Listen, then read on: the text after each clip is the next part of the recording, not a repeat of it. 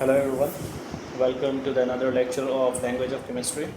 So in the last class we have discussed about how to balance the chemical equation, right? So now in today's class we will discuss about the limitations of chemical equations and how we can make our equations more informative, okay? So we will discuss about this, and this is all I think it is the last topic of this chapter, okay? So we will start with the limitations of chemical equation. So when we talk about the limitations, means what? Drawback, okay, or we can say the disadvantages of this chemical equation. So first disadvantages is the physical state of the reactant and the product, whether they are solid, liquid or state. Okay, we cannot we will start from here. As you can see, although the chemical equation provide a number of information about the chemical reaction, but it has limitation too. Means what are the things what it has it is not talking about is what, or we can say that it does not inform about. First is what? It is the physical state, okay, the physical state of the reactant and the product, whether it is a solid or a liquid or a gas, right? Next, the concentration of the reactant and the product. It is not talking about the concentration of the reactant and the product. Next, the time taken for the completion of the reaction, it is not talking about this, okay. Again, the rate at which the reaction is proceeding, it is also not talking about this. Now next, the heat of change during the reaction, that is whether the heat is going out or the heat is absorbing. Where suppose we take like this, if any reaction is taking place, if suppose A is reacting with B and it is forming C, at that time in this reaction either the heat is coming out from the reaction after the reaction, or if this reaction is absorbing the heat. It is not talking about this. This chemical equation is not talking about this, right? Now moreover, it is not talking about the, as you can see, it is not talking about the reversible reaction. Means some of the reactions are reversible, right? So the reactions, it is not talking about the reversible reactions and the endothermic, exothermic, which is the plus the heat produced. Sorry, endothermic and exothermic I will explain you. Endothermic means in those the reaction in which the heat or energy is absorbed by the reaction. Means suppose A plus B, it is reacting to form C. At that time, if A plus B is absorbing an energy, then that type of reaction is called what? Endothermic reaction, right? And if this A plus B in reacting and it is forming a C, at that time lots of energy is coming out from during this reaction, then that type of reaction is called exothermic reaction, right? So these reactions, it is not talking about the reversible and exothermic reaction, okay. Now next, it is not talking about the reaction took place at a temperature, in which temperature it is taking place, right? And at which pressure it is taking place. It is not talking about it, right? Now next, when we talk about the catalyst is what? Catalyst, we know that, right? It is these are the substance which speed up the reaction but without being used in the reaction, right? So means these catalysts are those compound, or we can say those substance which speed up the reaction, okay. So if A plus B is reacting at the rate of if we are using any catalyst here, so what this catalyst will do, it will speed up this reaction. The reaction between these two will increase, right? And we can but it will not use in the reaction, okay. So when we talk about the catalyst, is an iron or a molybdenum act as a promoter to which increases the efficiency of the catalyst, okay. It is not talking about this. Now upward arrow here, if you talk about this, upward arrow indicate that the gas is evolved and the downward arrow indicate that the gas is released, okay. The gas is released. It is not talking about this also.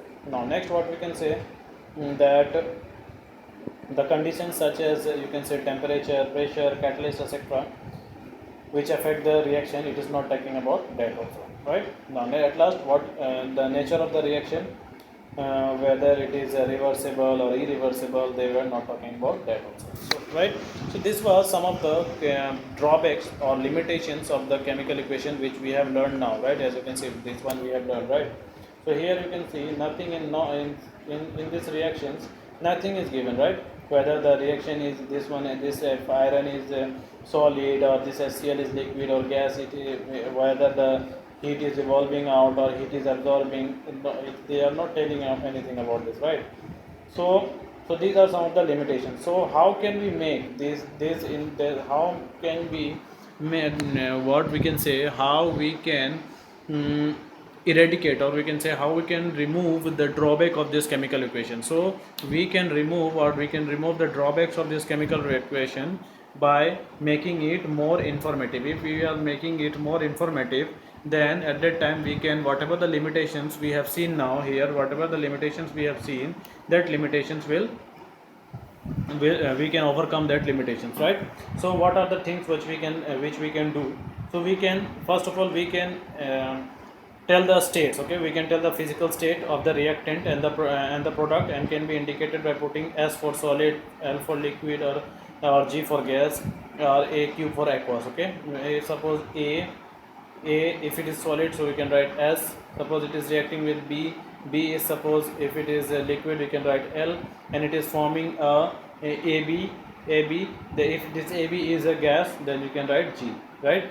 So from this by writing this L, G, S, and AQ, then we can make, or we can tell the physical state of that reactant, right? Now, next, what we can say, evolution or absorption of heat during the reactions can be denoted by adding or subtracting heat term in the product side. Okay, means what? As you can see, if A plus B, it is reacting to form C, and at that time heat is coming out from the reaction, so we can write heat here. Okay, or if A plus B is reacting, at that time if we have supplied a heat, so we can write here heat. If it is giving C, means heat has been used in this reaction, but if in this case the heat is coming out from the reaction, right? So we can denote like this also. Now next, we can denote the temperature also, pressure also, and the catalyst can be indicated as an above in the arrow. As you can see, this is A plus B, it is reacting to form C. So we can write here, if suppose the temperature is suppose the pressure is 1 atmospheric pressure, temperature is suppose 273 Kelvin.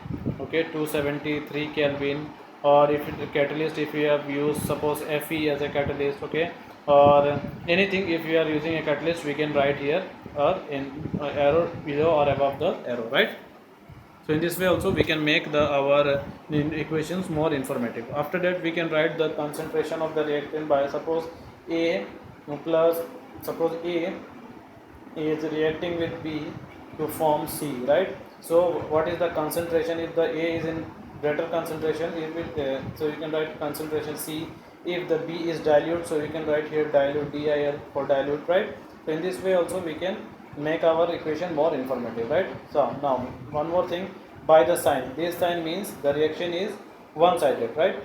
Means irreversible, and this double-sided means the reaction is reversible. Okay, so one example we will see. As you can see, nitrogen, from this you can understand, nitrogen is reacting with hydrogen to form ammonia, right? And you can see this sign means the equation is reversible, right? So how we can make it more informative? First of all, for nitrogen we will write N2, for hydrogen we will write H2, okay, for ammonia we will write NH3, right? Now N2, what is this N2? It is either in a solid, liquid, gas, or aqueous. So if it is a gas, we have written here G for gas. This hydrogen, it is gas, liquid, solid, or aqueous, so it is gas, so we have written here G, right? Now again, this ammonia which is formed, it is either solid, liquid, or gas. Since it is a gas, so we have written here G, right? Now next, during the reaction, heat is coming out or heat is going out from the reaction. Heat is evolving, right? So we have written here heat, right? Now, what are the catalysts we have used? We have used here catalyst Fe, MO, right? These are catalysts. And what is the temperature? So this is the temperature, 400 to 450 degrees Celsius. And what was the atmospheric pressure? Means pressure. Pressure was 200 to 900 atmospheric pressure. Okay. So in this way, we can make our equations more informative, as you can see here, right? Now, next, from this equation, what we can see, that the reactant nitrogen and hydrogen produce ammonia are gases, right? From here you can easily tell that what is the physical state of this ammonia which has formed here. It is gas. And what was the physical state of this nitrogen? It was gas. Hydrogen, it was gas. And the product which has formed here, it is also a gas. Heat has, what is the catalyst we have used? Fe and MO we have used. What was the temperature at which this reaction has taken place, which is 400 to 450? What was the pressure on which this reaction has taken place? It was 200 to 900 atmospheric pressure, right? So from here so many information we can easily predict, right? Now next, as you can see, and after that moreover we can see, we can also predict the equation is irreversible or reversible. So this sign indicate that the equation is reversible, so we can predict here, right? Everything is written here, as you can see. We can predict here from temperature, we can predict here that the equation is reversible or irreversible, and from here also this arrow sign indicates that indicate the gas is evolved, and if this arrow sign is below, you can say that the gas is evolved, right?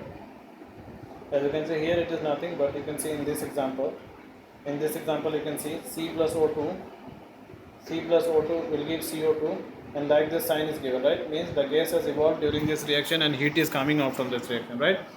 So as you can see here, in this reaction, carbon reacting with oxygen to produce carbon dioxide, and this arrow is given, right? So here this sign, this is the sign of heat, right? And here this sign plus with this sign, plus sign on the product side means that the heat is evolved. Previously also I have told you, right? Here heat is written means the heat is coming out from the reaction, right? If it is here, it is heat is written, right? As you can see, heat is written means heat is coming out from this reaction, right? So in the same way, as you can see here, the symbol of heat is given here means the heat is evolving out, means heat is coming out from this reaction, right? Now next, here also you can see NaCl aqua means the NaCl is in aqua state, means in this NaCl the water is mixed. Means what? We have used the salt water, right? And if it is reacting with AgNO3 means here also Ag is what? Aqueous state. Aqua means what? They are in a liquid state, or we can say that they are in this AgNO3 water is mixed, right? Now again, when AgCl will form, it will be precipitate. White precipitate means it will go and sit below in the test in a test tube, okay? It will precipitate, and NaNO3 will be as it is in an aqueous form. So you can easily indicate from here, right? So in this way we can make our chemical reactions, or we can say chemical equation, more informative by adding these other signs, right? So if we will add this sign, though whatever the limitations we have seen here, these all limitations will be overcome, right? But if we are using the things which have been given here, right?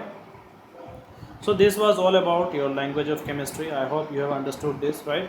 So in case of any doubt, you can comment me on you can write it in a comment section, okay? So that's all for today, and in the next class we will start with the next chapter. Till that, thank you and have a nice day.